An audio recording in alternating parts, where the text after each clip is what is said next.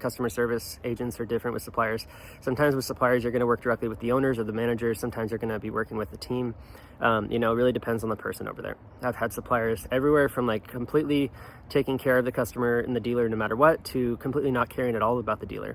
And then, it kind of makes or breaks your relationship with suppliers too, because in the long run, if you have a supplier where they have best-selling products, you want to make sure the supplier is going to take care of your returns for you and help you with that, because you're providing them with the service of marketing, advertising, customer service, and taking the risk of payment processing off their hands. They need to provide you with the service of managing returns and warranty issues in a timely and cost-effective manner, so that you don't get completely blown out of the water. Because, if your margins are like 20-30%, which is pretty normal, and a return costs you, a bunch of money because the customer files a chargeback, and then something else happens, or maybe you have to end up eating the return shipping costs, there goes all your margins, plus you have a cash flow issue in the meantime. And it really depends on the price of the product too, as to how much of an issue it is, and how much cash reserves you have or capital reserves you have in order to cover the cost of returns, because the average order value with high ticket dropshipping is somewhere between $1,000 and $2,000. So if you only have a little bit of capital reserves and you're bootstrapping your business, that can be a big problem.